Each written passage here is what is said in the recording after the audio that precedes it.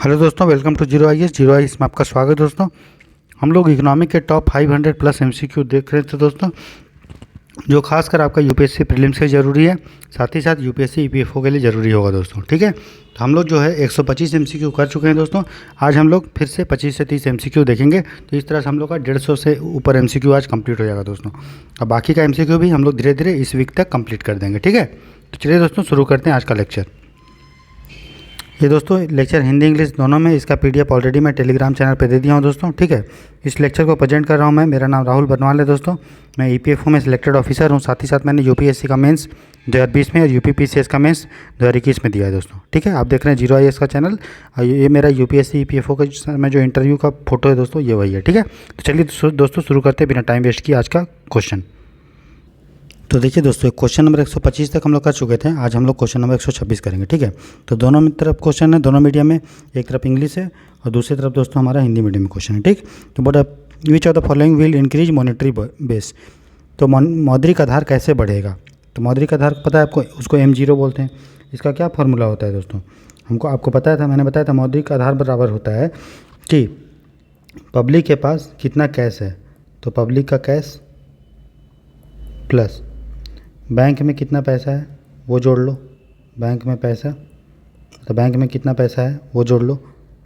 ठीक है, plus RBI के पास कितना पैसा है वो जोड़ लो, पास कितना पैसा है, वो तीनों को जोड़ लेंगे तब हम लोग को क्या मिल जाएगा दोस्तों, मॉनेटरी बेस, या जिसको मौद्रिक आधार भी बोलते हैं। क्या क्या उसमें जोड़ेंगे, पब्लिक के पास कितना कैश है, उसके बाद बैंक में कितना कैश है, और आरबीआई के पास कितना जमा है, वो सब। तो पूछ रहा है कि कैसे मौद्रिक आधार बढ़ेगा दोस्तों, तो बोल रहा है creation of more credit by banks. बोल रहा है कि अगर ज़्यादा क्रेडिट, अगर जो है बैंक जो है ज़्यादा लोन देगा दोस्तों, तो ये बताइए बैंक अगर लोन देगा तो बैंक से पैसा कहाँ जाएगा, पब्लिक के हाथ में। तो पहले जो बैंक में पैसा था वही कहाँ चला गया, पब्लिक में। मतलब बैंक के पास मान लो 100 रुपये था, तो 100 रुपये में से वो पब्लिक को 10 रुपये दे दिया लोन में। तो ओवरऑल कोई चेंज हुआ क्या, नहीं। बैंक का पैसा कहाँ चला गया, पब्लिक में। कोई चेंज हुआ नहीं, तो मॉनेटरी बेस में कोई चेंज नहीं होगा दोस्तों, तो पहला नहीं होगा। दूसरा, अगर इसमें रहता कि मनी सप्लाई बढ़ेगा, तो हाँ, जब भी इकोनॉमी में पैसा जाता है तब मनी सप्लाई ज़रूर बढ़ता है ना। लेकिन क्या इसे मॉनेटरी बेस बढ़ा, क्योंकि मॉनेटरी बेस क्या होता है, पब्लिक के पास पैसा कितना है, बैंक में कितना पैसा है, आरबीआई के पास कितना रिजर्व है दोस्तों। तो बैंक का जो पैसा अगर पब्लिक के पास चला जाएगा तो क्या हो गया, खाली ट्रांसफ़र हो गया, कोई एक्चुअल में मनी क्रिएट हुआ है क्या, नहीं। लेकिन वही अगर बोलेगा कि मनी का सप्लाई अगर बढ़ेगा क्या, तो हाँ, मनी का सप्लाई बढ़ जाएगा, है ना। लेकिन मॉनेटरी बेस नहीं बढ़ेगा, तो पहला गलत है। दूसरा, public withdrawing more cash from the bank. बोल रहा है पब्लिक अपना पैसा बैंक से निकाल लेगा, तो वही बात है, पब्लिक मान लो पैसा बैंक में जमा किया था, फिर बैंक में जमा किया तो वही पैसा निकाल के अपने हाथ में ले रहा है, तो कोई चेंज हुआ क्या, नहीं। बैंक में अगर मान लो 200 रुपये जमा किया था, उससे 50 रुपये निकाल ले रहा है, तो बैंक में 150 रुपये बचेगा, और 50 रुपये एक्स्ट्रा पब्लिक के पास आ जाएगा। तो ओवरऑल देखेंगे तब अभी भी तो 200 रुपया है, कोई चेंज हुआ क्या, नहीं हुआ। तो इससे भी कोई चेंज नहीं होगा। तो मॉनेटरी बेस तभी चेंज होगा जब पब्लिक जो कब के हाथ में ज़्यादा पैसा होगा, और वो पैसा उसका खुद का होना चाहिए। ये नहीं कि बैंक में जो पैसा जमा था वही निकाल लिया, तो वो उससे नहीं होगा। याद रखिएगा ये तीनों चीज़ का, कि अगर पब्लिक का पैसा इंक्रीज करेगा या बैंक का पैसा इंक्रीज करेगा किसी भी तरह से, लेकिन वो इंटरनल नहीं होना चाहिए। ये नहीं कि बैंक का पैसा निकाल के पब्लिक हाथ में ले ले। ये आरबीआई के पास अगर कितना रिजर्व है, ये तीनों को जोड़ेंगे तभी M0 मेरा मिलेगा दोस्तों। तो बोला कैसे इंक्रीज करेगा, तो ना तो 1 से इंक्रीज करेगा ना तो 2 से। समझ में आ रहा है, तो इसलिए 126 का आंसर होगा दोस्तों डी। ठीक है, आपको समझ में आ गया। चलिए अगला देखते हैं दोस्तों। बोल रहा है money multiply depends on which of the following. तो पैसा का जो मल्टीप्लाई होता है, मतलब पैसा आपको पता है इकोनॉमी में बढ़ते रहता है। अगर बैंक 10 रुपये देता है तो वही पैसा आगे चल के 100 रुपये, 200 रुपये, 1000 रुपये होते जाता है ना। उसी को बोलते हैं मनी मल्टीप्लाई। तो मनी मल्टीप्लाई दोस्तों तभी बढ़ेगा जब पब्लिक जो है ज़्यादा से ज़्यादा अगर पैसा जमा करेगा। ठीक है, कहाँ पे, तो currency deposit ratio. Currency deposit ratio क्या होता है दोस्तों, कि पब्लिक जो है अपना कितना पैसा पब्लिक बैंक में जमा करता है और कितना पैसा अपने पास रखता है, उसी रेशियो को मुद्रा जमा अनुपात बोलते हैं। मतलब कितना उसके पास मुद्रा है या कितना उसने जमा किया है। ठीक है, तो ये होगा जब बैंक में जितना पैसा आएगा जमा होगा उतना ही पैसा वो लोन देगा, तो उतना ही मनी मल्टीप्लायर बढ़ेगा दोस्तों। लेकिन अगर बोलेगा रिजर्व मनी बढ़ेगा क्या, नहीं, रिजर्व मनी ऐसे नहीं बढ़ता है। फिर बोल रहा है रिजर्व डिपॉजिट रेशियो, तो वही बात है, आरक्षित जमा, जब CRR SLR मैंने बताया था पहले, वही होता है रिजर्व जमा रिजर्व डिपॉजिट रेशियो। अगर उसको RBI बढ़ाएगा तो क्या होगा, उससे भी मनी सप्लाई क्या होगा, घटेगा। तो बोल रहा है मनी सप्लाई किस चीज़ पे डिपेंड करता है, तो दोनों पे करता है कि पब्लिक कितना पैसा बैंक में जमा कर रहा है, ठीक है, और या कर रहा है या नहीं कर रहा है, दूसरा कि रिजर्व कितना है दोस्तों, तो उसके आधार पे भी मनी मल्टीप्लायर बढ़ता है या घटता है। ठीक, तो करेक्ट आंसर पूछा है तो मेरे दोनों करेक्ट होगा दोस्तों, सी, 1 और 2 दोनों। ठीक है, आगे देखते हैं क्वेश्चन नंबर 128। बोल रहा consider the following statement regarding money supply. तो मनी सप्लाई के बारे में फिर से है, बोल रहा it can be increase by increasing the money multiplier. बोल रहा मनी मल्टीप्लायर के द्वारा इसको हम बढ़ा सकते हैं। तो सही बात है, मनी मल्टीप्लायर मतलब क्या, मैं पैसा कितनी तेज़ी से इंक्रीज हो रहा है दोस्तों, उसी को मनी मल्टीप्लायर बोलते हैं। ठीक है, तो देखिए अगर आपको फॉर्मूला याद करना है तो याद कर लीजिए कि मनी मल्टीप्लायर, यहाँ पे लिख देता हूँ, मनी मल्टीप्लायर बराबर होता है दोस्तों 1 + C/C+R। अच्छा, सी क्या है, तो सी जो है वो करेंसी डिपॉजिट रेशियो है, मुद्रा जमा अनुपात है। ठीक है, सी, और आर क्या है मेरा, आपका रिजर्व रेशियो है, जो हम लोग रिजर्व देखे थे ना, CRR SLR, वो रिजर्व डिपॉजिट रेशियो। तो सी क्या है, करेंसी डिपॉजिट रेशियो, और आर क्या है, रिजर्व डिपॉजिट रेशियो। तो अब देख सकते हैं कि मनी मल्टीप्लाई किस तरह से 1 + C और C+R पे डिपेंड होता है। ठीक, अच्छा तो ये हो गया। अच्छा, मनी सप्लाई बराबर क्या होगा दोस्तों, मनी सप्लाई बराबर money multiplier into monetary base, जिसको M0 बोलते हैं, ये कल बताया था।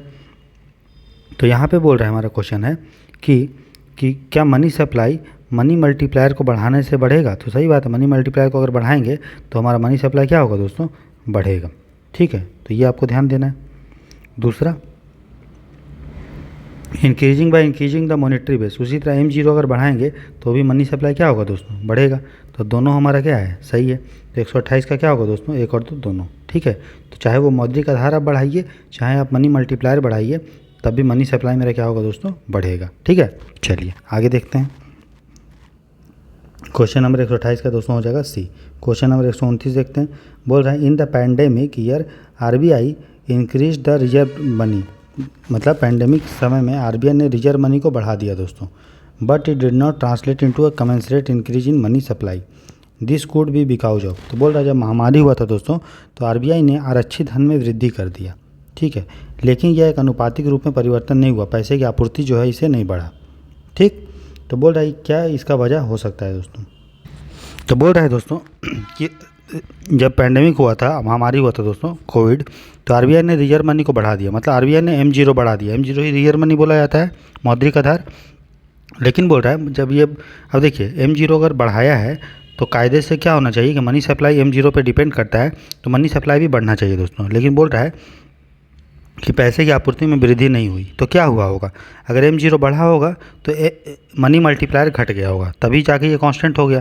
क्योंकि देखिए मान लो मनी सप्लाई पहले था 2, तो 2 और मनी मल्टीप्लायर 1 था, और M0 2 था। तो अब देखेंगे मान लो ये 6 था, 6, तो ये था 2 और ये 3, तो 2 × 3 = 6 हुआ। अब क्या किया RBI ने 3 को बढ़ा के मान लो कर दिया 5। ठीक है, लेकिन फिर बोल रहा है अभी भी जो है मेरा मनी सप्लाई वो 6 ही है, या 6 के ज़्यादा नहीं बढ़ा है। तो क्या हुआ होगा, ये जो हो गया होगा दोस्तों मनी मल्टीप्लायर, ये 2 जो हुआ होगा वो और घट गया होगा, है ना, तभी जाके 6 मेरा आ रहा है। तब यहाँ पे क्या लिख रहे हैं हम, यहाँ पे हो गया होगा दोस्तों 10/5, है ना, ये हो गया होगा 6/5 हो गया होगा, तभी 5 5 कट जाएगा तो 6 = 6 आ जाएगा। इसका मतलब क्या हुआ कि मॉनेटरी बेस बढ़ाने से कोई ज़रूरी नहीं है कि हमारा मनी सप्लाई बढ़ता है दोस्तों। ठीक है, लेकिन नॉर्मल केस में क्या होगा, बढ़ेगा। जैसे हम लोग ऊपर ने क्वेश्चन किए, पूरा मनी सप्लाई किस चीज़ पे बढ़ेगा, तो हाँ मॉनेटरी बेस से ही बढ़ाने पे ये भी बढ़ता है। लेकिन जब इसमें क्वेश्चन में लिख दिया है कि RBI ने मॉनेटरी बेस बढ़ाया फिर भी मेरा चेंज नहीं हुआ, तो क्या इसका कारण हो सकता है दोस्तों, कारण हो सकता है ये हमें पूछा है। ठीक है, तो क्या कारण होगा कि आपका जो मनी मल्टीप्लायर होगा वो आपका घट गया होगा। बोल रहा मनी मल्टीप्लायर रिमेन डिप्रेस्ड, तो सही बात है, धन गुणक में गिरावट हुआ होगा। दूसरा बोल रहा rise in currency deposit ratio, मतलब करेंसी ज़्यादा जो है डिपॉजिट हो रहा है, मतलब पब्लिक लोन नहीं ले रहा है। RBI चाहता था कि यार पैसा का आपूर्ति जो है बढ़े, लेकिन हो गया उल्टा। ठीक है, पैसा लोग जो है बैंकों में जमा करने लगे। ठीक है, मतलब कोई लोन लेने ही नहीं लगा। पैसा जो है लोग अपने पास इकट्ठा करने लगे और बैंकों को नहीं देने लगे। तो जब तक बैंक में पैसा नहीं जाएगा तब तक बताइए वो कहीं लोन देगा क्या? नहीं देगा। तो इससे क्या हुआ, करेंसी डिपॉजिट रेशियो हमारा बढ़ गया दोस्तों, मतलब ज़्यादा से ज़्यादा लोग अपने पास पैसा रखने लगे, बैंकों को नहीं जमा करने लगे। तो ठीक है, इससे भी हमारा बढ़ गया, आपका मतलब मनी सप्लाई में कोई चेंज नहीं हुआ। फिर बोल रहा है banks parking funds with RBI under repo rate. बोल रहा है रेपो रेट के तहत जो है बैंक जो है आरबीआई में पैसा जमा करने लगा। तो क्या होता है, बैंक क्या करने लगा, पब्लिक को पैसा नहीं देने लगा। ठीक है, क्योंकि पब्लिक को पैसा चाहिए ही नहीं था, कोविड में सब इंडस्ट्री बंद हो गया था। तो पब्लिक लोन लेके क्या करेगा, है ना, इंडस्ट्री लोन लेके क्या करेगा। लेकिन भैया बैंक को तो प्रॉफिट चाहिए ना, क्योंकि उसको जो भी पैसा उसमें पब्लिक ने अगर जमा किया है तो उसको ब्याज तो देगा। तो क्या किया, आरबीआई के पास बैंक जो है पैसा दे दिया, तो आरबीआई उसको ब्याज देगा, उसी को रेपो रेट बोलते हैं। तो बैंक जो है पब्लिक को पैसा ना दे के इन्वेस्टर को, मतलब जो भी आदमी था उसको पैसा नहीं दे रहा था, क्योंकि कोई डिमांड ही नहीं कर रहा था पैसे का। और पैसा जो है किसको दे दिया, आरबीआई के पास। तो पैसा तो बैंक में नहीं आया, मतलब पैसा अर्थव्यवस्था में नहीं आया।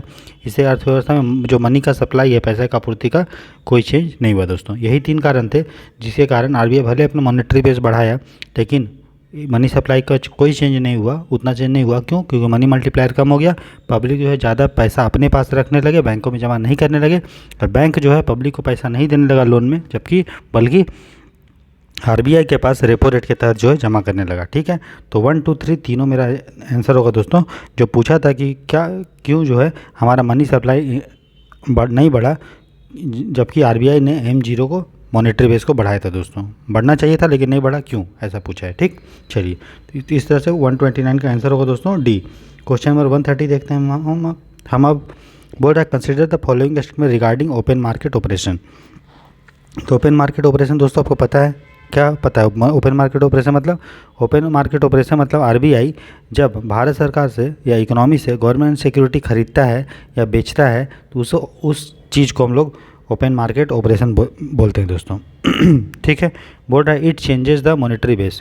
तो बोल रहा है क्या इससे मॉनेटरी बेस दोस्तों चेंज होगा। और अगला बोल रहा है it changes the money supply. तो देखिए दोस्तों, मॉनेटरी बेस क्या होता था, मॉनेटरी बेस बराबर होता था पब्लिक के पास कितना पैसा है प्लस बैंकों के पास कितना जमा है प्लस आरबीआई के पास कितना पैसा है। तो जब भी दोस्तों ओपन मार्केट ऑपरेशन होता है तो क्या होता है, गवर्नमेंट सिक्योरिटी का बिकता है। तो गवर्नमेंट सिक्योरिटी है तो आरबीआई खरीदता है। तो जो गवर्नमेंट सिक्योरिटी का जो भी पैसा था वो किसके पास चला गया, गवर्नमेंट सिक्योरिटी चला गया आरबीआई के पास, और आरबीआई पैसा निकल गया। तो उसी को क्या बोलते हैं, M0 मतलब चेंज हुआ। उसी तरह गवर्नमेंट सिक्योरिटी जब आरबीआई बेचेगा, ठीक है, तो बदले में उसको क्या मिलेगा, पैसा मिलेगा। समझ रहा है ना। तो पैसा क्या होगा, बढ़ेगा, मतलब M0 बढ़ेगा। तो जब M0 बढ़ेगा तो M0 इंटू मनी मल्टीप्लायर बराबर मनी सप्लाई है। तो मनी सप्लाई भी क्या होगा दोस्तों, मेरा बढ़ेगा। ठीक है, तो आंसर क्या होगा, दोनों होगा कि मेरा मॉनेटरी बेस भी ओपन मार्केट ऑपरेशन से बढ़ रहा है और मनी सप्लाई भी दोस्तों चेंज हो रहा है। ठीक, तो आंसर क्या होगा, 130 का आंसर दोस्तों डी। ठीक है, चलिए आगे देखते हैं। अच्छा, तीसरा भी है, बोल रहा है कि it changes the money multiplier. तो दोस्तों मनी मल्टीप्लायर किस पे डिपेंड करता था, मनी मल्टीप्लायर जो था फॉर्मूला हम लोगों ने क्या पढ़ा था, मनी मल्टीप्लायर का फॉर्मूला क्या पढ़ता, 1 + C / C + R। तो ये तो रिजर्व रेशियो पे डिपेंड कर रहा है, प्लस पब्लिक के पास कितना डिपॉजिट जमा किया है वो डिपेंड कर रहा है। इसमें तो ये नहीं डिपेंड कर रहा है कि अर्थव्यवस्था में कितना पैसा आया कितना नहीं आया। तो मनी मल्टीप्लायर पे कोई चेंज इसका नहीं होगा दोस्तों। ठीक है, मतलब नहीं बता सकते एग्जैक्टली क्या चेंज होगा क्या नहीं होगा। ठीक है, तो 130 का आंसर होगा दोस्तों ए, 1 और 2। ठीक है, मनी मल्टीप्लायर किस पे डिपेंड करता है, करेंसी डिपॉजिट रेशियो, पब्लिक कितना करेंसी जो है अपने पास रख रहा है, कितना डिपॉजिट बैंक में कर रहा है। तो यहाँ पे ओपन मार्केट ऑपरेशन से कोई इसका रिलेशन है नहीं है। Reserve ratio CRR SLR open market से कोई रिलेशन है नहीं है। इसलिए मनी मल्टीप्लायर में हम लोग नहीं बोल सकते हैं कि चेंज होगा या नहीं होगा। ठीक, लेकिन हाँ मनी सप्लाई में ज़रूर चेंज होगा और मॉनेटरी बेस में ज़रूर चेंज होगा। और कैसे होगा मैंने बता दिया। ठीक है, क्योंकि आरबीआई अगर गवर्नमेंट सिक्योरिटी खरीद रहा है तो इकोनॉमी में पैसा आ गया, तो मॉनेटरी बेस भी चेंज हुआ और मनी सप्लाई भी चेंज हुआ। उसी तरह आरबीआई जब गवर्नमेंट सिक्योरिटी बेच रहा है तो आरबीआई के पास पैसा जाएगा तो M0 चेंज होगा, और इकोनॉमी से पैसा जाएगा तो मनी सप्लाई भी चेंज होगा। लेकिन मनी मल्टीप्लाई पे कोई चेंज नहीं हुआ। तो 130 का आंसर होगा दोस्तों ए। क्वेश्चन नंबर 131 देखते हैं।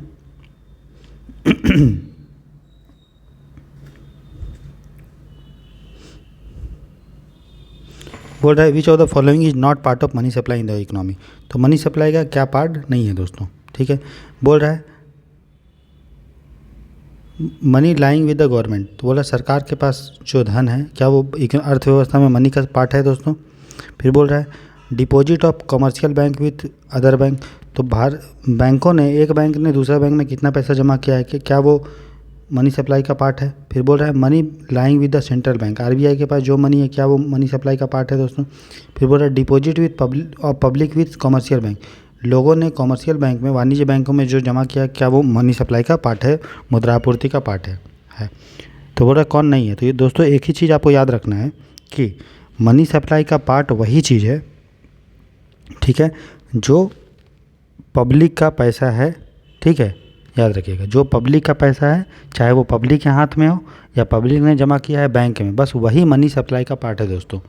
बाकी चीज़ मनी सप्लाई का पार्ट नहीं है। मतलब जो पैसा पब्लिक का है, चाहे वो उसके अपने पास हो या बैंक में जमा किया हो, वही पैसा मनी सप्लाई का पार्ट है। अगर एक बैंक ने दूसरे बैंक में पैसा जमा किया है तो वो मनी सप्लाई का पार्ट नहीं होगा। अगर सरकार के पास कोई पैसा पड़ा हुआ है वो मनी सप्लाई का पार्ट नहीं होगा। अगर पैसा पब्लिक के हाथ में आ रहा है, ठीक है, या पब्लिक ने जमा किया है बैंकों में, वही मनी सप्लाई का पार्ट होगा दोस्तों, ठीक है। तो हमें पूछा है कौन कौन सा पार्ट नहीं है, ठीक। तो देखिए कौन कौन सा पार्ट नहीं है। अरे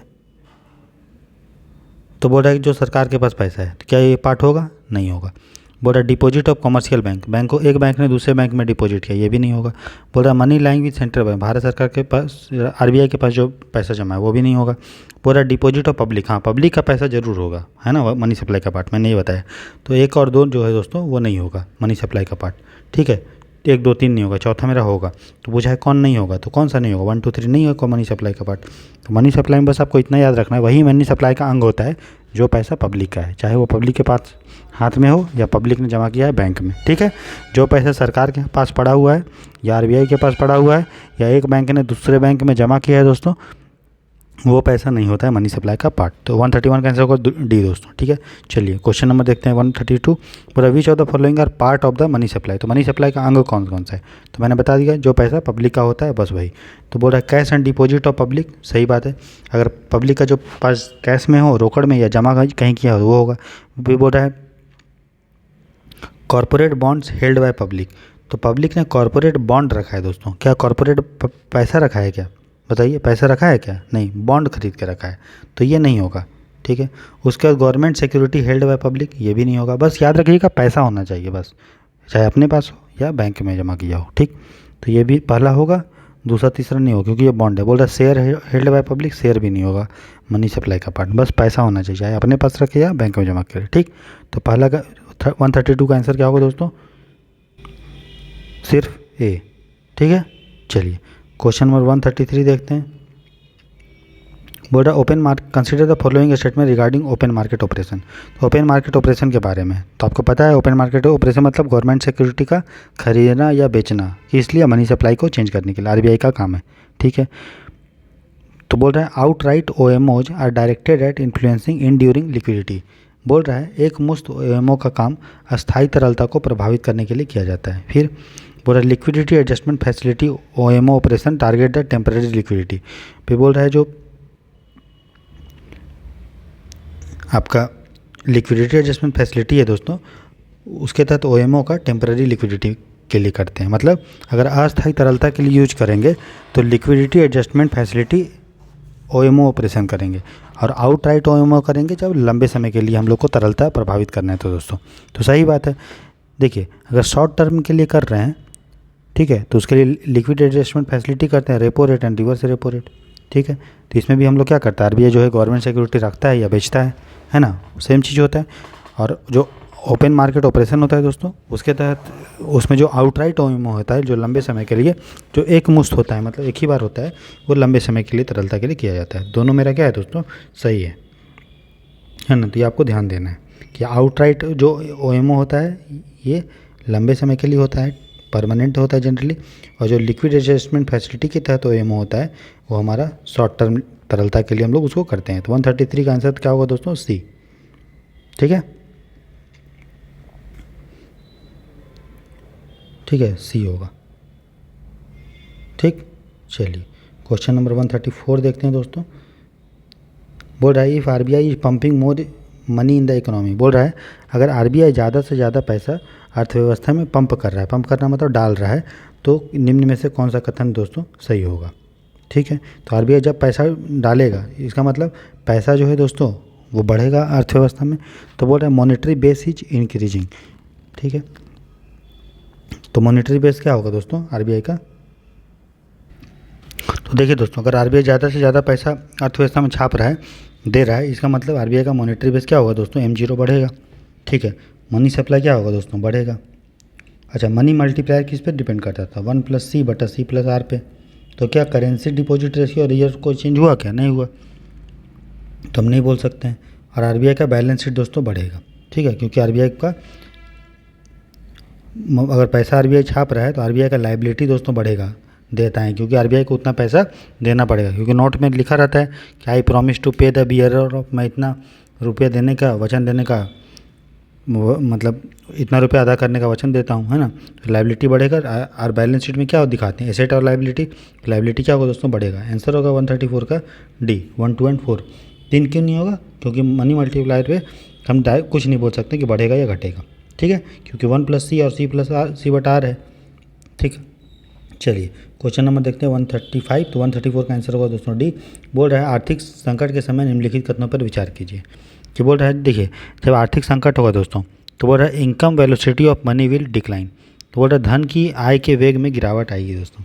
ठीक है, तो सही बात है। अगर जब हमारा आर्थिक संकट आएगा तो वेलोसिटी ऑफ मनी मतलब क्या, वेलोसिटी ऑफ मनी मतलब कितना जो है खरीदी हो रहा है उस पैसे से। जैसे मान लो आप एक रिक्शा में बैठ के एक जगह से दूसरा जगह गए, तो जो चला रहा था उसको आपने 20 रुपये दिया या 50 रुपये, जो भी दिया, मान लो 50 रुपये दिया, तो आपके हाथ से 50 रुपये गया, किसके हाथ में आया, कुली इसके हाथ में आया, रिक्शा जो चला रहा था। फिर इससे ये क्या करेगा दोस्तों, कुछ खरीद खाएगा, खाना वाना खाएगा, तो मान लीजिए 50 रुपये 40 रुपये का खाना खा लिया। ठीक है, तो होटल वाले को दिया 40 रुपये, फिर होटल वाला ही 40 रुपये का क्या करेगा, ये आटा चावल ये सब लेके आएगा। ठीक है, तो वो दुकानदार के पास आ गया, फिर दुकान वाला क्या करेगा, थोक वाले से अपना राशन लेगा, फिर थोक वाला क्या करेगा, अपने से ऊपर वाले को देगा। तो इस तरह से क्या, इसको हम लोग बोलते हैं वेलोसिटी ऑफ मनी दोस्तों, कि मतलब कितना बार पैसे का जो है ट्रांजैक्शन हो रहा है, लेन देन हो रहा है उसी पैसे का, है ना। तो जब आर्थिक संकट आता है दोस्तों, तो ये बताइए क्या खरीदी वरीदी होता है आर्थिक संकट के समय, नहीं होता है। तो वेलोसिटी ऑफ मनी, धन का आय का वेग में गिरावट आएगा कि नहीं आएगा, एकदम आएगा।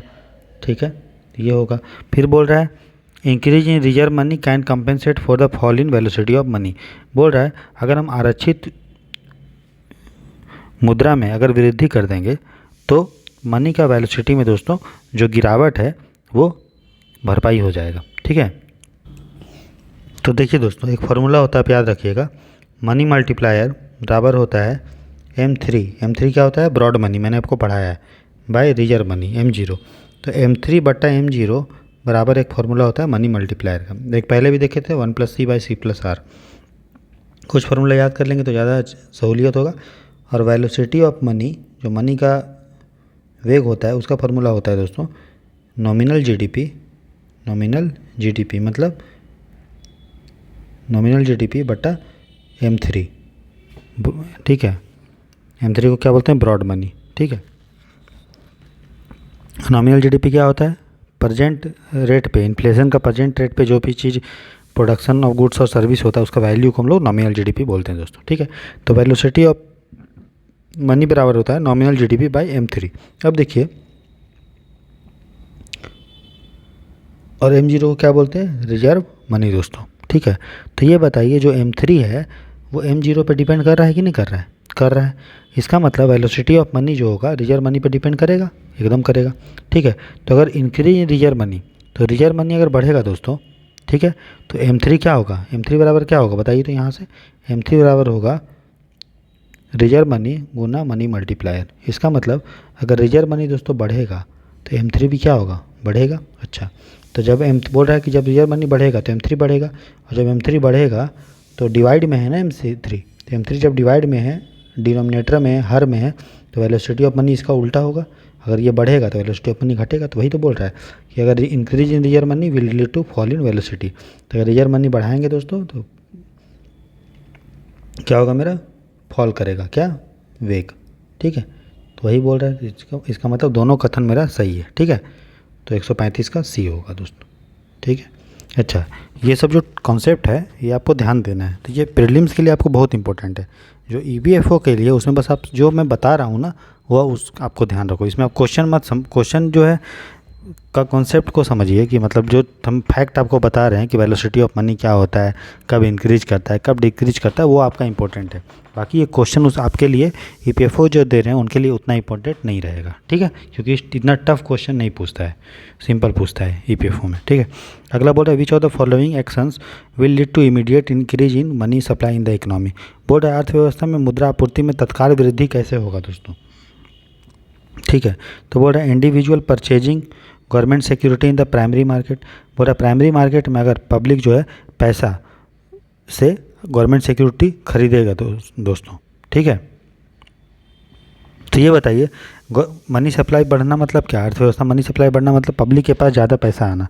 तो अगर गवर्नमेंट सिक्योरिटी पब्लिक खरीदेगा तो पब्लिक जो है पैसा देगा सरकार को, है ना, तो पब्लिक का पैसा सरकार के पास जाएगा, मतलब अर्थव्यवस्था में पब्लिक के पास पैसा कम हो गया, तो मनी सप्लाई मेरा दोस्तों बढ़ेगा नहीं बल्कि घटेगा। ठीक है, अगला बोल रहा है bank purchasing government security in the primary market. Bank दोस्तों खरीद रहा है प्राइमरी मार्केट में। ठीक है, तो ये बताइए बैंक अगर प्राइमरी मार्केट में दोस्तों खरीद रहा है तो कोई ज़रूरी है क्या कि बैंक जो है तुरंत पैसा खरीदे। यहाँ बोल रहा है कि तत्काल वृद्धि, इमीडिएट, मतलब इधर एक काम हो और दूसरा काम ऑटोमेटिकली। तो मान लो बैंक पर खरीद तो लिया गवर्नमेंट सिक्योरिटी, लेकिन क्या वो पैसा अगर खरीद तो बैंकों से पैसा कहाँ चला गया, सरकार के पास, तो अर्थव्यवस्था में तो पैसा नहीं आया, तो इमीडिएट इंक्रीज नहीं होगा। फिर बोल रहा है bank purchasing government security from the public in the secondary market. हाँ, अगर पब्लिक से गवर्नमेंट सिक्योरिटी खरीदेगा बैंक तो पब्लिक के हाथ में पैसा आएगा, तो तुरंत जो है मनी सप्लाई बढ़ेगा। मनी सप्लाई मैंने बता दिया क्या होता है मनी सप्लाई, पब्लिक के पास कितना पैसा है और बैंक के पास पब्लिक का कितना पैसा है, बस वही। सरकार के पास कितना पैसा है वो मनी सप्लाई में लोग नहीं देखते हैं। फिर बोला long term repo operation by the RBI to commercial bank. RBI अगर लंबे समय के लिए रेपो ऑपरेशन करता है तो लंबे समय के लिए कर रहा है तो तुरंत तो नहीं करेगा। ठीक है, तो ये भी हमारा दोस्तों नहीं होगा। ठीक है, तो 136 का आंसर क्या होगा दोस्तों, सिर्फ सी। ठीक है, चलिए आगे देखते हैं। तो 136 का आंसर क्या होगा दोस्तों, सी। आप क्वेश्चन देखिए 137, एक तरफ हिंदी एक तरफ इंग्लिश। बोला कंसिडर द फॉलोइंग स्टेटमेंट। बोला open market operation is a monetary policy tool. बोल रहा है मॉनेटरी पॉलिसी का टूल है, मैंने बताया भी था ओपन मार्केट एक जो है मॉनेटरी पॉलिसी का टूल है दोस्तों। और ये कैसा है, क्वांटिटेटिव टूल है। कैसा टूल है, मात्रात्मक, गुणात्मक नहीं है। ठीक है, तो पहला सही है। फिर बोल रहा open market operation take place in secondary market. बोल रहा open market operation secondary market में होता है, तो सही बात है। सेकेंडरी मार्केट मतलब क्या, जो प्राइमरी मार्केट नहीं होता है, जिसका जैसे सेंसेक्स है, निफ्टी है, ये सब सेकेंडरी मार्केट है। तो इन सब में गवर्नमेंट सिक्योरिटी को बेचना खरीदना जो है, शेयर मार्केट में तो भाई निफ्टी सेंसेक्स में तो आपका ये बिकता है, शेयर बिकता है, लेकिन गवर्नमेंट सिक्योरिटी बेचने के लिए जो आरबीआई का जहाँ सिस्टम है, ठीक है, तो उसको सेकेंडरी मार्केट बोलते हैं दोस्तों। ठीक है, तो ओपन मार्केट ऑपरेशन की खरीद बिक्री कहाँ होती है, सेकेंडरी मार्केट में। ठीक, अच्छा, board sterilization is a monetary policy tool. Sterilization का मतलब क्या होता है दोस्तों, स्टेरिलाइजेशन देखिए नसबंदी यहाँ नहीं होगा, नसबंदी भी मतलब स्टेरिलाइजेशन ही होता है, लेकिन यहाँ पे नहीं हुआ होगा। जैसे नसबंदी कर देते हैं तो क्या होता है, स्पर्म जो होता है दोस्तों वो नहीं निकलता है। तो उसी तरह से मॉनेटरी पॉलिसी में जब हम स्टेरिलाइजेशन करेंगे तो जो एक्सेस सप्लाई है ना डॉलर का या किसी चीज़ का, उसको आरबीआई क्या करता है, मार्केट से खींच लेता है। उसी को हम लोग बोलते हैं दोस्तों स्टेरिलाइजेशन। तो स्टेरिलाइजेशन एक प्रक्रिया है जिसे मैंने पढ़ाया था ना, मार्केट स्टेबिलाइजेशन स्कीम, MSS पढ़ाए हैं ये। तो ये एक तरह का आरबीआई का मॉनेटरी पॉलिसी टूल है, जिसके द्वारा अगर अर्थव्यवस्था में बाहर से डॉलर बहुत ज़्यादा आ जाए या डॉलर बहुत कम आ जाए तो उसको टैकल करने के लिए आरबीआई क्या करता है, गवर्नमेंट सिक्योरिटी के थ्रू उसको कंट्रोल करता है दोस्तों। ठीक है, तो वो भी एक मॉनेटरी पॉलिसी का टूल है, तो ये भी हमारा सही है। ठीक, तो बोल रहा है कि नसबंदी मतलब स्टेरिलाइजेशन एक मौद्रिक नीति का औजार है, तो हाँ है, तो तीनों हमारा सही होगा दोस्तों। 137 का आंसर क्या होगा, डी। आगे देखते हैं क्वेश्चन। तो 138 बोल रहा है consider the following statement regarding market stabilisation bond. तो मार्केट स्टेबिलाइजेशन बॉन्ड के बारे में हमारा प्रश्न है।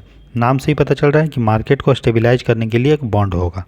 ठीक है, तो देखिए मार्केट स्टेबिलाइजेशन वो चीज़ होता है जिसमें आरबीआई जो होता है वो सरकार का जो भी गवर्नमेंट का सरकार का ट्रेजरी बिल होता है दोस्तों, जिसके बारे में हम लोगों ने पढ़ा है पहले, और जो शॉर्ट और मीडियम टर्म के लिए जो सिक्योरिटी होता है उसको आरबीआई यूज करके मार्केट में जो भी लिक्विडिटी होता है, तरलता होता है, उसको खींच लेता है।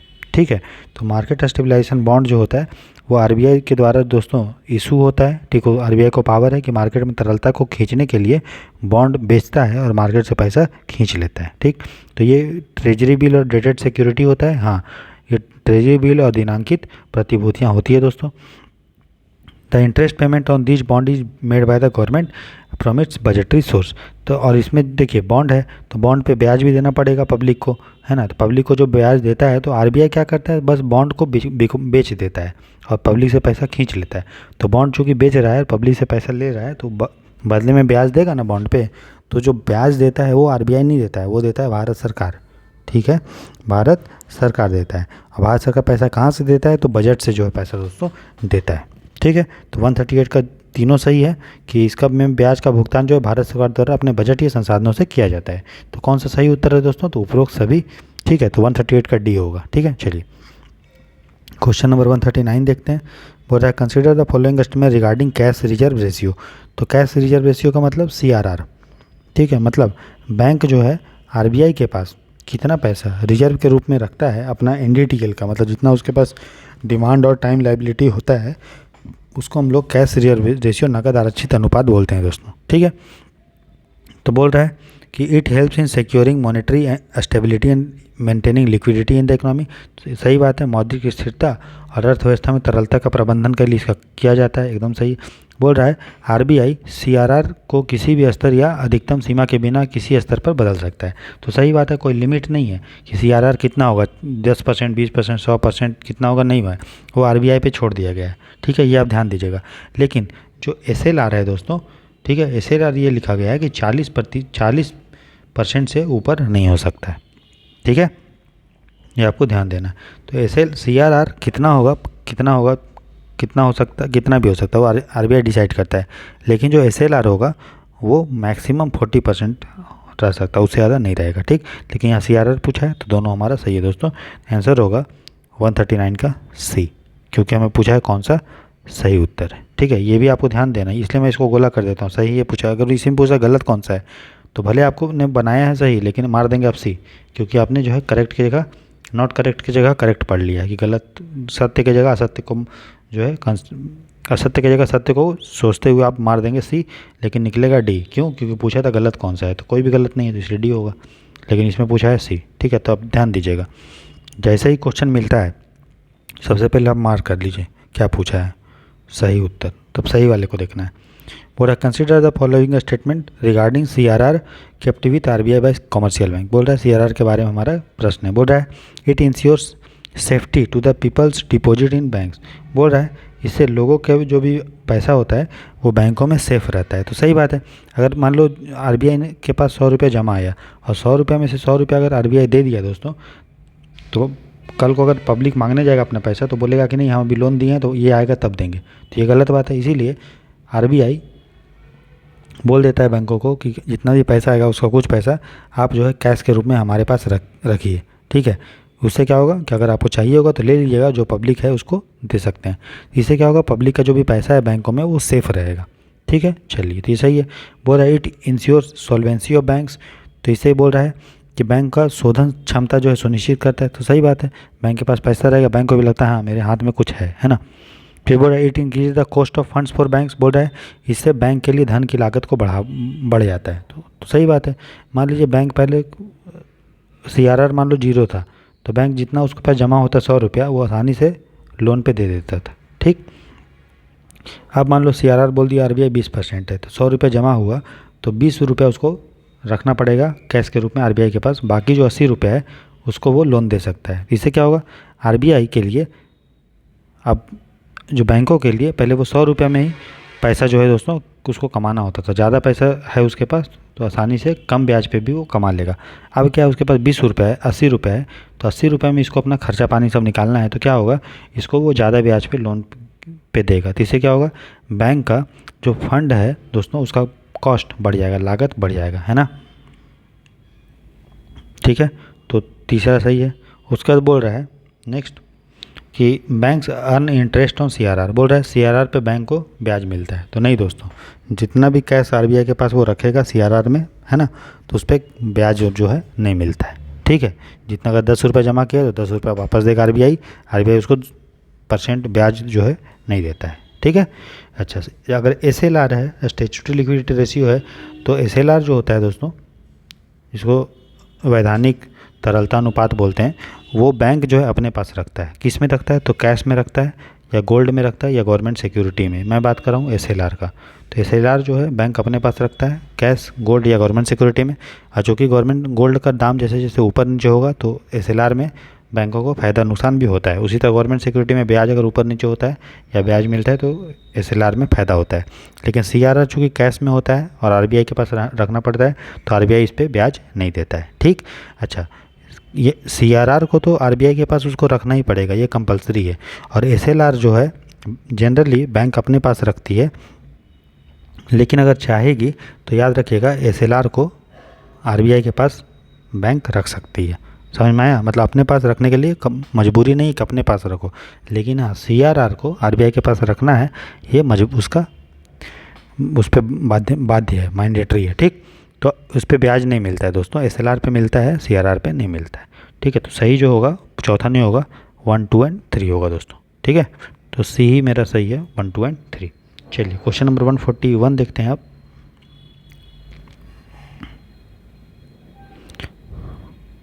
बोल रहा है in the context of Indian economy which of the following is are purpose of statutory reserve requirement. तो जो सीआरआर और एसएलआर है उसके बारे में हमारा प्रश्न है दोस्तों। ठीक है, तो बोल रहा है भारतीय अर्थव्यवस्था के संदर्भ में निम्नलिखित में से कौन सा सांविधिक आरक्षित आवश्यकता का उद्देश्य है। तो क्या क्या उद्देश्य है? तो बोल रहा है कि to enable the central government to control the amount of advances the bank can create.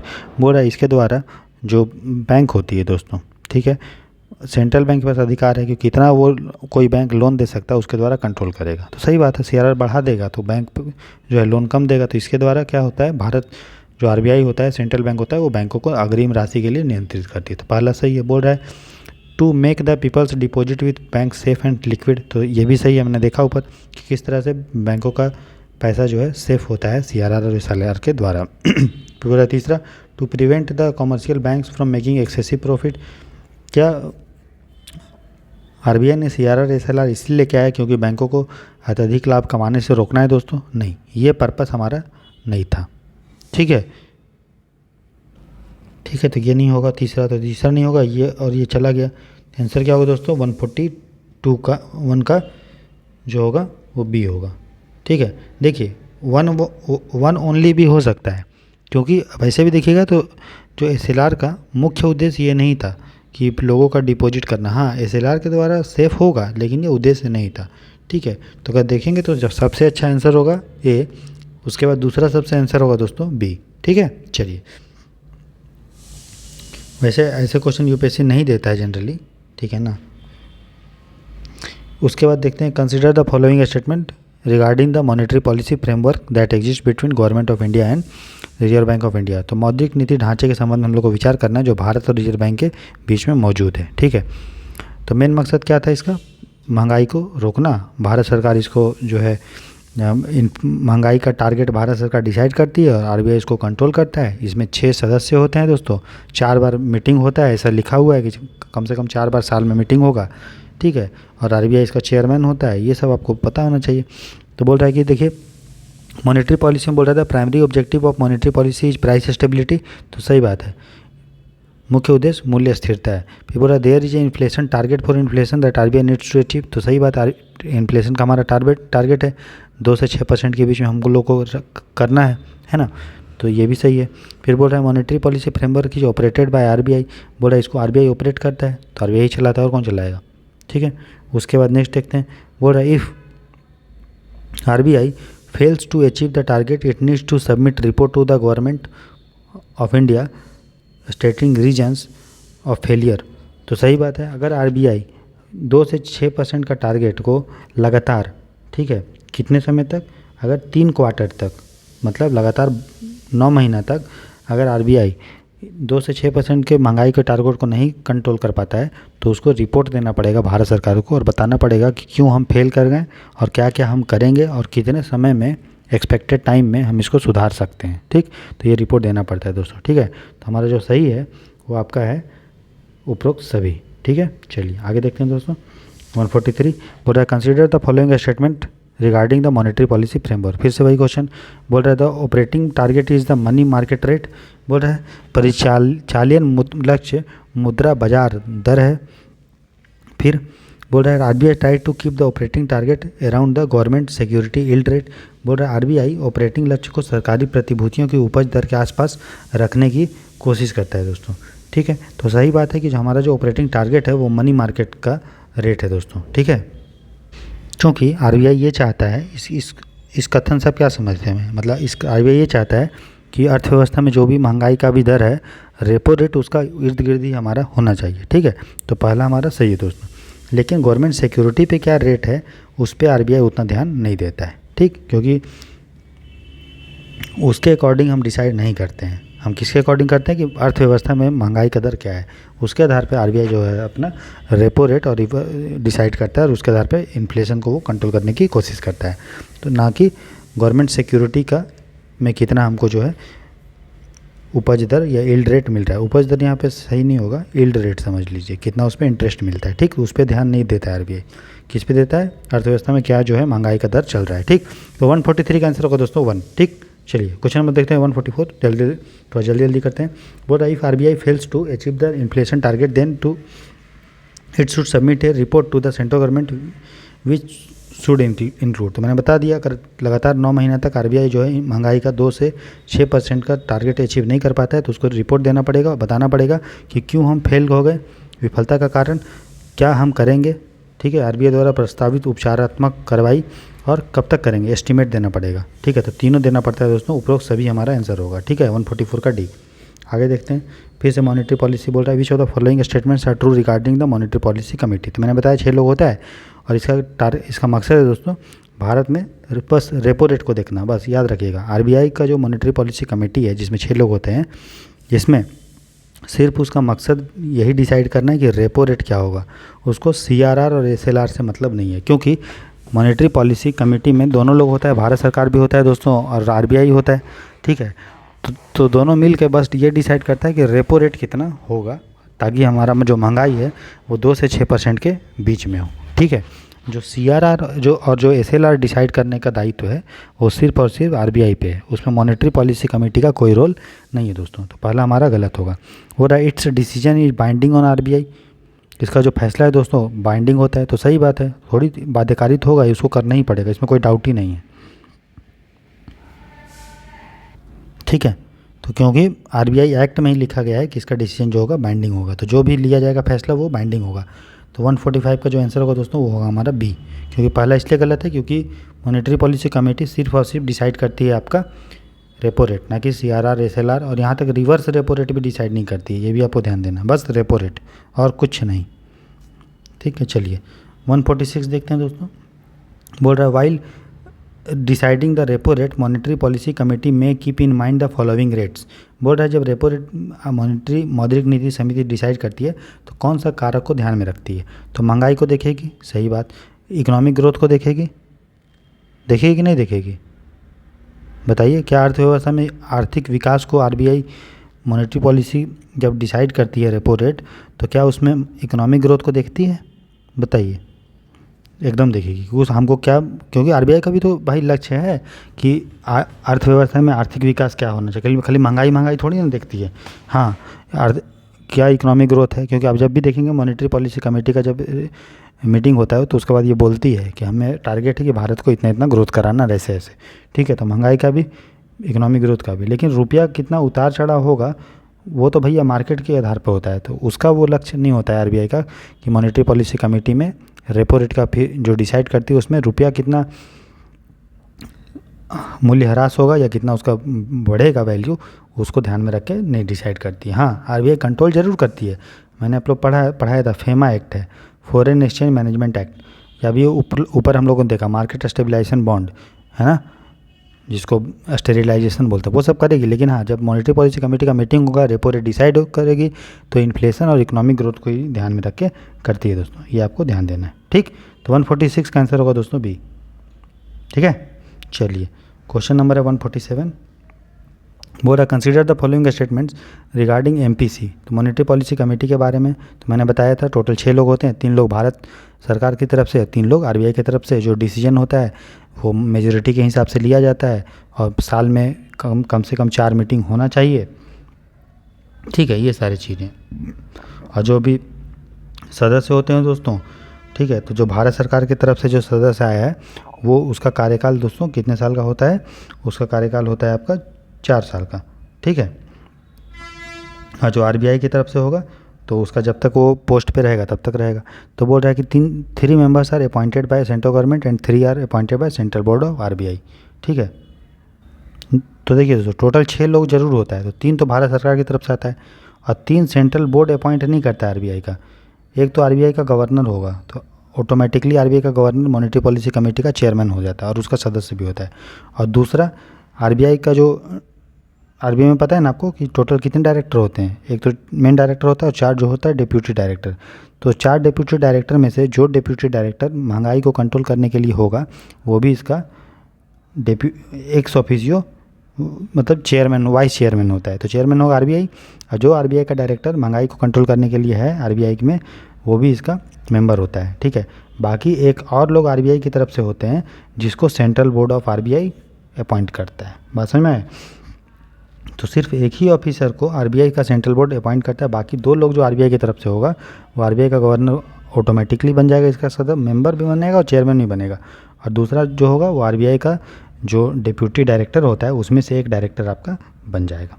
ठीक है, जो मॉनेटरी पॉलिसी को देखता है। ठीक, तो ये हमारा गलत है दोस्तों, क्योंकि बोला इसमें सभी 3 लोग जो है आरबीआई की सेंट्रल बोर्ड से होते हैं। नहीं, एक जो होगा ना बस वो होगा, बाकी 2 लोग आरबीआई का चेयरमैन और आरबीआई का डिप्यूटी डायरेक्टर जो महंगाई को कंट्रोल करता है आरबीआई बोर्ड में, वो उसको सदस्य होगा दोस्तों। ठीक है, तो ये होगा मेरा गलत है।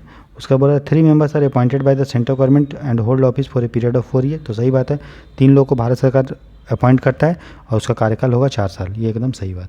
फिर बोल रहा है there should be at least 6 meeting. तो मैंने बताया 6 मीटिंग नहीं, साल में 4 मीटिंग इसका कम से कम होना चाहिए। लेकिन मॉनेटरी पॉलिसी कमेटी ने डिसाइड किया है कि हम जो है साल में हम जो है हर 2 महीने में मिलेंगे। इसीलिए मॉनेटरी पॉलिसी का प्रेजेंट में जो मीटिंग होता है वो हर 2 महीने में होता है। लेकिन कानून में क्या लिखा हुआ है आरबीआई एक्ट में कि क्योंकि आपको पता है ना मॉनेटरी पॉलिसी कमेटी को आरबीआई एक्ट के तहत बनाया गया था दोस्तों 2016 के आसपास, जहाँ तक मुझे याद आ रहा है 2016 में ये बना था। ठीक है, मॉनेटरी पॉलिसी कमेटी। ठीक, तो उस एक्ट में लिखा था कि जो है हम कितने बार मिलेंगे? साल में 4 बार। लेकिन इन लोग का जब मीटिंग हुआ तो इन लोगों ने डिसाइड किया कि हम जो है साल में 6 बार मिलेंगे, मतलब 2-2 महीने में 1 बार। तो बोल रहा है there should be at least 6 meeting. नहीं, कानून में कितना लिखा गया है? कानून में लिखा गया है 4 बार।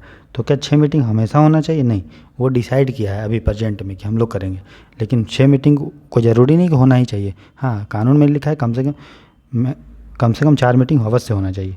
तो बोल रहा है कि एक वर्ष में एमसीपी की 6 बैठक कम होना चाहिए, नहीं होना चाहिए, 4 बैठक होना चाहिए, 6 बैठक अभी वो कर रहा है। ठीक, तो होना चाहिए और करने में अंतर है ना, ये आप याद रखिएगा।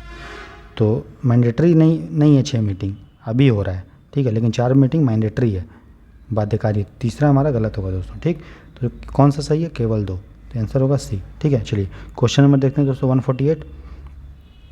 बोल रहा है which of the following statement are true regarding marginal standing facility. तो मैंने पढ़ाया था आपको मार्जिनल स्टैंडिंग फैसिलिटी का मतलब होता है, देखिए आपको पता है आरबीआई जो बैंक होता है दोस्तों, अगर उसको रेपो रेट के तहत अगर लोन लेना है, तो गवर्नमेंट सिक्योरिटी अपना रखती है और बदले में लोन लेती है। सरकारी प्रतिभूति आरबीआई के पास रखेगा और लोन लेगा। तो ये जो गवर्नमेंट सिक्योरिटी होता है दोस्तों, आपको पता है एसएलआर भी होता है। एसएलआर एक होता है जिसमें बैंकों को कैश में, रोकड़ में, गवर्नमेंट सिक्योरिटी में, ठीक है, और गोल्ड में रखना होता है अपने पास पैसा, और चाहे तो आरबीआई के पास भी रख सकती है। लेकिन जब रेपो रेट के तहत लोन लिया जाता है तो देखिए एसएलआर का जो गवर्नमेंट सिक्योरिटी है, एसएलआर में भी गवर्नमेंट सिक्योरिटी के रूप में उसको पैसा रखना है। तो जब रेपो रेट में लोन लिया जाता है तो ये गवर्नमेंट सिक्योरिटी को जो एसएलआर का है उसको गिरवी रख के बैंक आरबीआई के पास गिरवी रख के लोन नहीं ले सकता है। हाँ, गवर्नमेंट सिक्योरिटी को गिरवी रख के लेना है लोन रेपो रेट में, लेकिन वो गवर्नमेंट सिक्योरिटी एसएलआर का नहीं होना चाहिए। ठीक है, SLR कोटा का गवर्नमेंट सिक्योरिटी को तभी गिरवी रख के वो ले पाएगा लोन जब उसको इमरजेंसी का बहुत अर्जेंट पैसा ज़रूरत रहेगा, ठीक है। अगर एक दिन में के लिए लोन लेना है और जल्दी लेना है, तब वो SLR का गवर्नमेंट सिक्योरिटी का को गिरवी रख के लोन ले सकता है। तो उसको हम लोग बोलते हैं दोस्तों मार्जिनल स्टैंडिंग फैसिलिटी। तो मार्जिनल स्टैंडिंग फैसिलिटी के बारे में वही प्रश्न है कि schedule commercial bank borrow additional amount for overnight, रात भर के लिए अतिरिक्त उधार ले सकते हैं, लेकिन वो गवर्नमेंट सिक्योरिटी किसका होगा? SLR का होगा। बोल रहा the bank can dip into their SLR portfolio to borrow from RBI। तो बोल रहा बैंक RBI से उधार लेने के लिए अपने SLR पोर्टफोलियो में डुबकी लगा सकता है, नहीं मतलब उसको ले सकता है, एकदम सही बात है। बोल रहा it provides a safety valve against unanticipated liquidity shock. बोल रहा यह अप्रत्याशित तरलता के झटके के खिलाफ एक सुरक्षा वाल्व प्रदान करता है, तो सही बात है, ठीक है। अप्रत्याशित अगर उसको पैसे की ज़रूरत पड़ती है तो फिर वो SLR कोटा का यूज करके ले सकता है, ठीक है। तो कौन सा सही है दोस्तों? हमारा तीनों सही है। समझ में आ रहा है आपको? मार्जिनल स्टैंडिंग फैसिलिटी समझ में आ गए। गवर्नमेंट सिक्योरिटी अगर SLR कोटा का रख के RBI से लोन लिया जा रहा है गिरवी रख के, तब उसको हम लोग मार्जिनल स्टैंडिंग फैसिलिटी बोलते हैं दोस्तों, ठीक है। और वो एक तरह का क्या है, और इसमें जो रेट होता है ब्याज तो देना पड़ेगा बैंकों को वापस। तो कितना ब्याज देता है? तो बैंक जो है इस पर ज़्यादा ब्याज कटता है, ठीक है। क्वेश्चन नंबर 149 है, बोल रहा consider the following state instruments. बोल रहा reverse repo rate, marginal standing facility and standing deposit facility. निम्नलिखित में से कौन सा सुविधा या उपकरण रिजर्व बैंक के विवेकाधिकार पर उपलब्ध है, ना कि बैंकों के लिए? मतलब बोला इनमें से कौन सा चीज़, ठीक है, रिजर्व बैंक पे डिपेंड करता है, ना कि बैंक के लिए। मतलब रिजर्व बैंक अगर चाहेगा तभी जो है बैंक इसका प्रयोग कर सकता है, नहीं तो नहीं। मतलब समझ में आ रहा है आपको? बोला रिवर्स रेपो रेट, ठीक है। तो रिवर्स रेपो रेट का सीधा सा फंडा है, क्या फंडा है कि अगर बैंक चाहता है कि हम RBI के को पैसा दे दें, है ना, तो अपना पैसा जो है रख सकता है दोस्तों, ठीक है। लेकिन क्या RBI को बोलेगा कि हमको पैसा मेरे को चाहिए? नहीं ना। तो रिवर्स रेपो रेट क्या होता है, वो RBI के डिस्क्रिप्शन पे डिपेंड करता है। अगर RBI चाहेगा तब रिवर्स रेपो रेट में बैंक अपना पैसा रख सकता है, ठीक। तो हमारा ठीक है, तो आंसर क्या होगा दोस्तों? पहला होगा। फिर बोल रहा है मार्जिनल स्टैंडिंग फैसिलिटी। तो मार्जिनल स्टैंडिंग फैसिलिटी में अगर लोन लेना है तो ये बताइए वो RBI की इच्छा पे डिपेंड करता है? नहीं। अगर बैंक को चाहिए होगा तभी वो लेगा, ऐसे थोड़ी ना लेगा। तो बैंक पे डिपेंड करेगा ये मार्जिनल स्टैंडिंग फैसिलिटी, ना कि RBI पे। तो दूसरा मेरा नहीं होगा, ठीक है। फिर तीसरा बोल रहा है स्टैंडिंग डिपॉजिट फैसिलिटी, अस्थाई जमा सुविधा। तो स्टैंडिंग डिपॉजिट फैसिलिटी दोस्तों आपका जो है, तो स्टैंडिंग डिपॉजिट फैसिलिटी का मतलब ये है कि अगर बैंक चाहेगा तो अपना पैसा जो है, ठीक है, अगर बैंक चाहेगा दोस्तों तब वो अपना पैसा RBI के पास जमा कर सकता है, उसी को बोलते हैं स्टैंडिंग डिपॉजिट फैसिलिटी, ठीक है। ये एक तरह का रिवर्स रेपो ही है, लेकिन रिवर्स रेपो में RBI पे डिपेंड करता है कि RBI अगर चाहेगा तब जो है बैंक पैसा रख सकता है। लेकिन स्टैंडिंग डिपॉजिट फैसिलिटी बैंक जब चाहेगा तब होगा। तो ये बैंक के विवेकाधिकार पे है, ना कि RBI के, ठीक है। तो हमारा तीसरा भी नहीं होगा दोस्तों, ठीक है। तो क्या होगा? सिर्फ रेपो जो RBI पे डिपेंड करता है, ना कि बैंक पे। आज इस लेक्चर का हम लोग लास्ट क्वेश्चन देखते हैं दोस्तों। तो हमारा 150 क्वेश्चन हो जाएगा। बोल रहा the consumer confidence survey in India is conducted by which of the following. तो उपभोक्ता विश्वास सर्वेक्षण कौन करता है दोस्तों, ठीक है। तो आप याद कर लीजिए, इसको कौन करता है? बैंकों का बैंक RBI करता है, ठीक है। तो इस तरह से दोस्तों ये लेक्चर में हम लोग जो है 150 क्वेश्चन कंप्लीट कर चुके हैं, है ना। और हम लोग को 350 क्वेश्चन और करना है दोस्तों। तो धीरे धीरे करके इस वीक के अंत तक उसको भी हम लोग डील कर लेंगे, ठीक है। तो चलिए दोस्तों मिलते हैं नेक्स्ट लेक्चर में। तब तक के लिए चैनल पर नए हैं तो लाइक से सब्सक्राइब कीजिए और खुश रहिए, अच्छे से पढ़ाई कीजिए, ज़रूर सफलता होंगे आप लोग सब, यही भगवान से मंगल कामना है, ठीक है। मिलते हैं दोस्तों नेक्स्ट लेक्चर में, तब तक के लिए गॉड ब्लेस यू, अपना ध्यान रखें, अच्छे से रहें, बाय।